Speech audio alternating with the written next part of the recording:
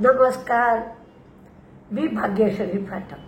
Market आणि मी हा सोप्या मराठीतून शेअर मार्केट समजावून सांगण्याचा माझा एक उपक्रम. आज एक कमेंट वाचून थोडंसं हसायला आलं. बरोबर का चूक याचा विचारही मी केला. त्याच्यात त्यांनी विचारलं होतं, तुम्ही बिगिनर्सना मार्गदर्शन करणार का? उत्तर द्या. Give reply. पण मला काय मार्गदर्शन म्हणजे काय हे कळलंच नाही. आता रोज सकाळी एक व्हिडिओ असतो, संध्याकाळी एक व्हिडिओ असतो मार्केटमध्ये काय झालं हे सांगण्यासाठी. शिवाय ब्लॉग असतो गुगलला. आणि मार्केटचा श्री गणेशा यामध्ये जवळजवळ 180 व्हिडिओ आहेत. मार्केटच्या ज्या टर्म्स आहेत त्या टर्म्स समजावणारे सगळे व्हिडिओ आहेत. शिवाय 3 पुस्तक आहेत, म्हणजे किस्से मार्केटचे आहेत, फ्युचर्स, ऑप्शन्स आणि मी आहे, आणि मार्केट आणि मी आहे. मग याखेरीज काय मार्गदर्शन हवंय मला खरंच कळलं नाही. आणि जे जे तुम्ही कमेंटमध्ये लिहिता की याचा अर्थ काय, याचा अर्थ काय, त्या प्रत्येकाला मी उत्तर देत असते. फक्त एकच गोष्ट मी करत नाही, हा शेअर एवढ्या रुपयाला घ्या, एवढ्या रुपयाला विका, आत्ता विकू का, आत्ता घेऊ का, अशी उत्तरं मी देत नाही. कारण बिगिनर्सना मी मार्केट शिकवत असते. मार्केटमध्ये काय काय होत असतं, कोणत्या बातमीचा कसा परिणाम होत असतो, तो किती प्रमाणात होतो, हे सगळं मार्केटमध्ये काय होतं याच्यामध्ये शिकवलं जातं.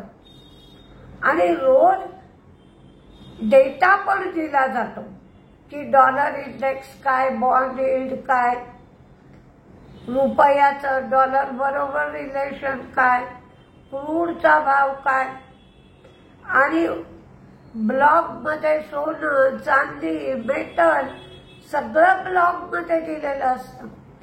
आणखीन बिगिनर्ससाठी फक्त आवश्यक आहेत ते प्रयत्न, आणि ते बिगिनर्सनी स्वतःच प्रयत्न करायचे आहेत. आपण एक 4-5 दिवसापूर्वीच्या व्हिडिओमध्ये बोललो होतो की हिंदुस्तान झिंकनी डिव्हिडंड दिला की वेदांता पण देते. तेच आज दिसलं. पण या वेळेला हिंदुस्तान झिंकनी 10 रुपये डिव्हिडंड दिला, त्यामुळे वेदांताने 7 रुपये डिव्हिडंड दिला.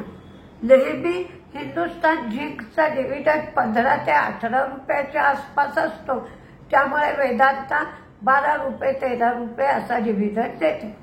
पण या वेळेला वेदांताने 7 रुपये डिव्हिडंड दिला आहे. हिंदुस्तान झिंकमध्ये आज ब्लॉक डील झालं. वेदांताने 1.89% हिस्सा किंवा स्टेक विकला. 3,485 कोटी रुपये त्यांना मिळाले त्यातून. राजस्थानमध्ये नवीन झिंक उत्पादन करणारा प्लांट हिंदुस्तान झिंक लावणार आहे आणि 2030 पर्यंत 2 मिलियन टन एवढं उत्पादन करण्याचं लक्ष्य त्यांनी ठेवलंय. हा प्लांट राजस्थानमध्ये उदयपूर इथे देलबरी या गावामध्ये लावला जाणार आहे. आणि त्यांचं जे सिल्व्हर युनिट आहे ते डिमर्ज करणार आहे. पण आधी वेदांताचं डिमर्जर झालं की त्यानंतर हिंदुस्तान झिंकचं सिल्व्हर युनिट डिमर्ज होईल. इंग्लंडचा महागाईचा दर 3.4% एवढा झाला. महागाई कमी झाली पूर्वी महागाई 3.5% एवढी होती. आता थर्ड पार्टी इन्शुरन्स घेण्यासाठी प्रीमियममध्ये 18% वाढ करायची असा एक प्रस्ताव आलेला आहे. आणि ही जर 18% वाढ झाली तर कंबाईंड रेशोमध्ये सुद्धा 4 ते 5% वाढ होईल.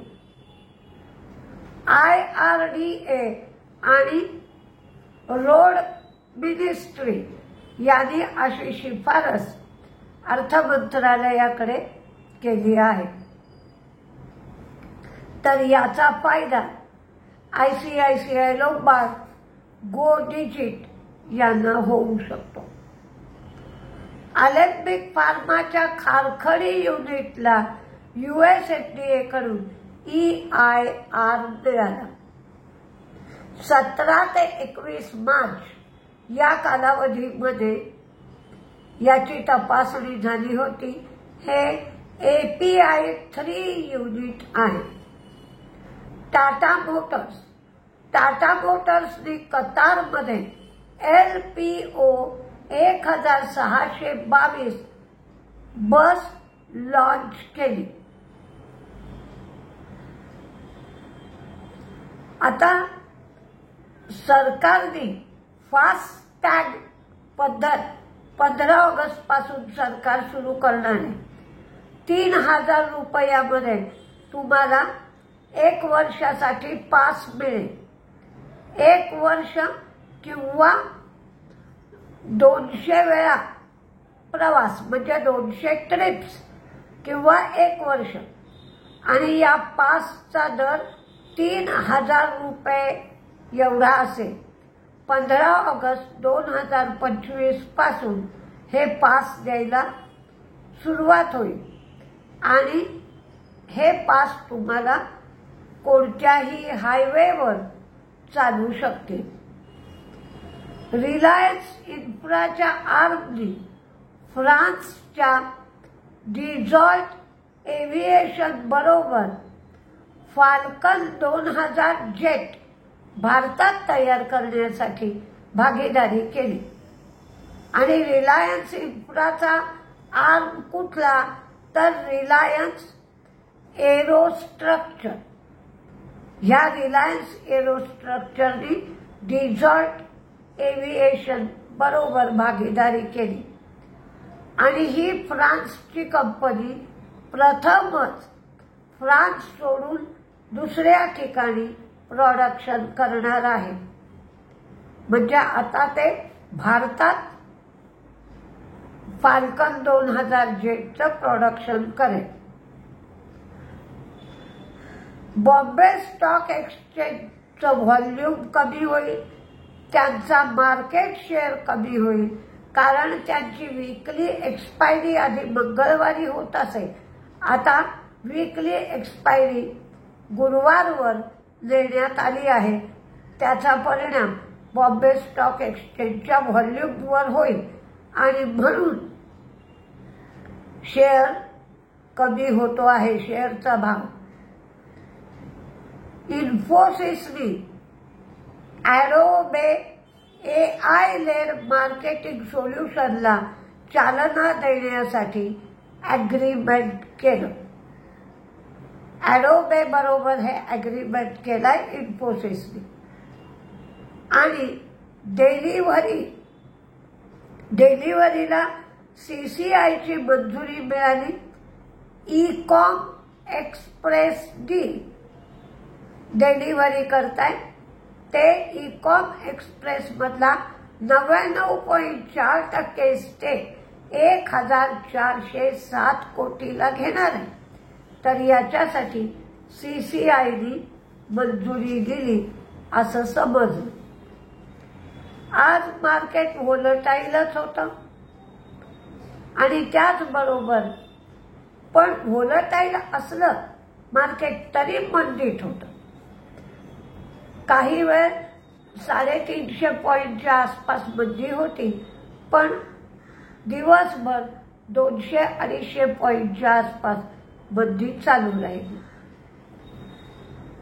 स्टॉक स्पेसिफिक मार्केटमध्ये तेजी मात्र सुरू होती.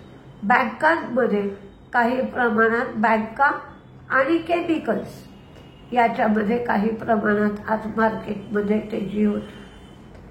पण इस्रायल इराणच्या ताणतणावाचा परिणाम खूप मोठ्या प्रमाणावर मार्केटमध्ये झालाय किंवा होतोय असं मात्र दिसलं नाही.